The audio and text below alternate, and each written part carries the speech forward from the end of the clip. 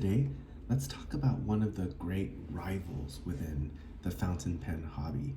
And like most people, I have a strong preference between the Lamy Safari and the Lamy Al-Star.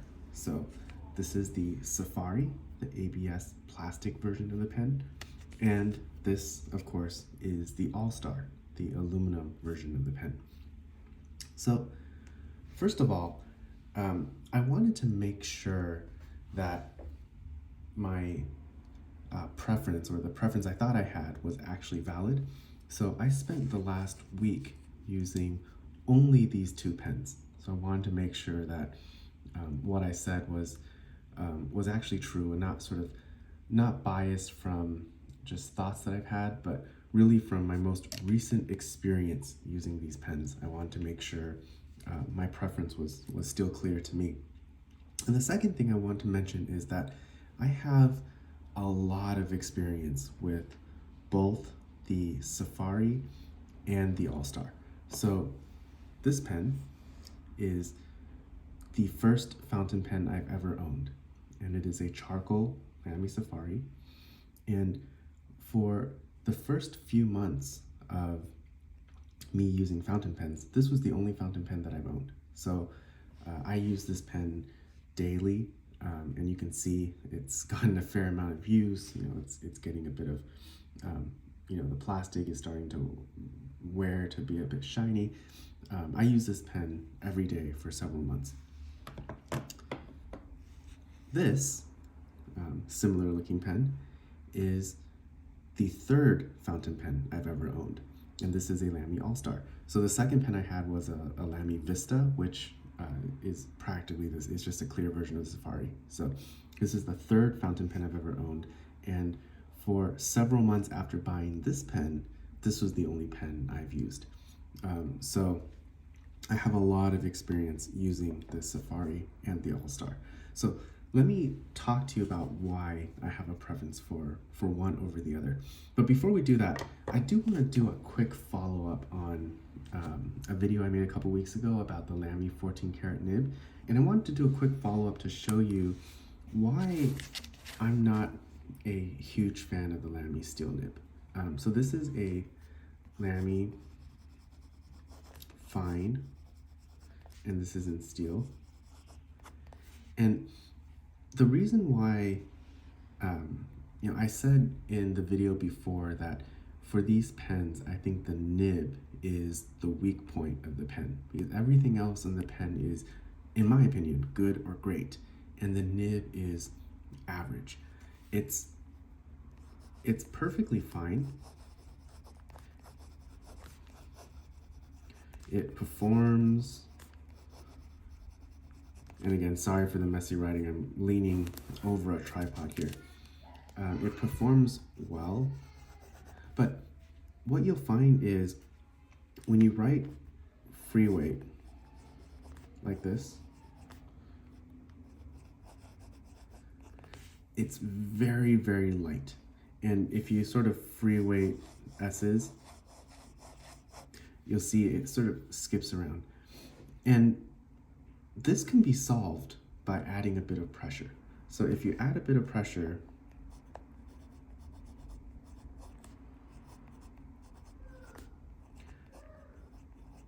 so if you were to use this fountain pen like you would a gel pen or roller ball or a ballpoint and actually apply some pressure when you write, then it performs quite well. The problem is, in the fountain pen hobby, I've spent years training myself not to apply pressure in normal writing unless I'm using like a flex nib or a pen that where pressure is required. I've spent years learning not to apply pressure. And when you look at the Lamy Gold nib, it performs perfectly well without pressure. So this is a Lamy. This is also a fine. So I'm hoping you can see, hopefully it's clear on camera, the difference between the steel and the gold in terms of free weight writing, and why the steel is just not a very pleasant nib. And just really quickly, I wanted to say this is not me trying to be a gold nib snob by any means. It's just the Lamy steel nib is not a particularly good steel nib, in my opinion. And if you wanted to get an idea of what a perfectly good, inexpensive steel nib feels like, you can pick up a Pilot Kakuno or Metropolitan or Explorer or whatever for not a lot of money, and try the difference. Again, this is my opinion, but if there's people out there, if you really like the way the Lamy steel nib feels, please let me know why. Just write a comment below, or if you like the Lamy steel nib over a Pilot. I really personally don't feel the Lamy steel nib is particularly desirable. But anyway, it's a quick follow-up. So that out of the way, let's talk about the Lamy Safari versus the Al-Star from an objective angle. I listed a few things. This is not comprehensive, but these are things that I think people care about when they're shopping for a pen in this price range. And let's compare the Safari versus the Al-Star. So the first thing is price. So Safari retails for $37, Al-Star $47. And the street price of the Safari is anywhere from 22 to 30 or so is what I saw when I was looking online today. And the Al-Star is somewhere between sort of the high 20s to $40. So the Al-Star is more expensive than the Safari. But in my opinion, I call this a draw because the Al-Star is clearly a more expensive pen to make. So the Safari is just injection molded, it's ABS plastic all the way through. The Safari is aluminum, and I don't know if you can tell in the camera, it's painted. So extra cost, it's a clearly more premium material, so I would call this a draw. Quality, exactly the same. Both built in the same plant in Germany. Quality is exactly the same. The nib and the performance of the pen, the same. The design of the pen, the same. And the durability, this is where if you read forums, people argue one way or the other. I'm gonna call it a draw, and I'll explain why. So the Safari, being ABS plastic, it's more resistant to dents, scratches, and that type of thing. And in my, I had a dark purple Al-Star at one point, and I had it in a pen pouch, and it started getting scratches around this ink window here. It got scratches around the back of the pen. It got scratches on the cap, and that doesn't really happen with the Safari. So from that perspective, the Safari has the edge. However, over time, as you see with the first Safari I have, the ABS plastic material tends to wear down a bit. So it becomes a bit smooth, it loses some of its texture, and that doesn't happen with the Al-Star. So that's why I would say from a durability perspective, it's a draw. So what is my point in making this table? Well, I just wanted to show that from an objective angle, if we call the price a draw as well because the Al-Star has more premium materials, you can see from an objective angle, you can't really pick one of these pens over the other. So when people have, when they choose Team Safari or Team Al-Star, there's got to be more than just objective. It's a subjective choice. That said, I'm very firmly Team Safari, and let me tell you why.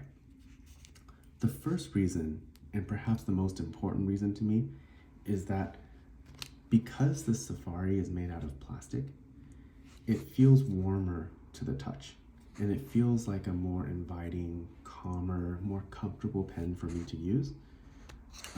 When the body of the ABS plastic, which touches my hand, I prefer the warmer feel of the plastic over the cool feel of the aluminum. And this is a preference that I have that goes beyond Lamy. So for example, I prefer from Platinum, I prefer the Preppy over the Plaisir. And as you know, if you watch my Pilot Explorer video, I prefer the Explorer, which is plastic, over the Metropolitan, which is metal. So overall, I prefer plastic pens over the metal body equivalents in the price range. The second thing is that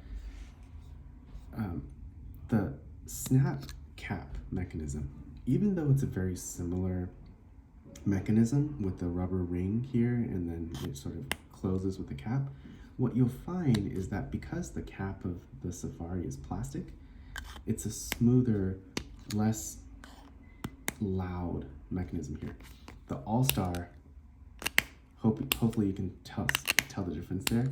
It's crisper, but it's louder. So personally, I prefer the way the Safari feels and sounds over the Al-Star. This is coming apart a little bit. So I prefer this over the Al-Star. Moving on, because the Al-Star is painted, I mentioned earlier it likes to scratch, or it's more prone to scratch than a Safari. And for these types of lower priced everyday types of pens, I do keep them around bags and pouches and in my backpack, and I feel more comfortable doing that with a Safari, so I have a preference there. And then finally, the looks and the character of the pen. Again, going back to the reason I like plastic, I feel it looks cooler. Again, very subjective, but to me, I think the ABS plastic, the way it can have this more matte looking texture, it just looks cooler, and I feel like it fits the character of this more entry-level, inexpensive pen better than a painted aluminum. So those are the reasons. Again, a bit of a reference to the last video I did. I do think these pens would greatly benefit from putting on a 14 karat nib rather than the steel nib, because I do think the steel nib is the weak part of these pens, but again, that really increases the price of the pens. But from these pens overall, even if you don't do that, I think they're really great writers, really good designs. My favorite by far in terms of an entry-level beginner fountain pen. This was, and I'm biased here because I started using fountain pens with the Safari, but I think these pens, both of them, are really great in terms of starter pens. But I'm very firmly Team Safari, and wanted to share with you why. And by the way, I love the comments that I've been getting on the videos. So thank you for sending those comments. They've been really fun to read and respond to. If you feel really different than me or the same, or if you have a strong preference for one or the other, I'd love to know about it. So do let me know. And thank you for watching, and hope you guys have a great weekend.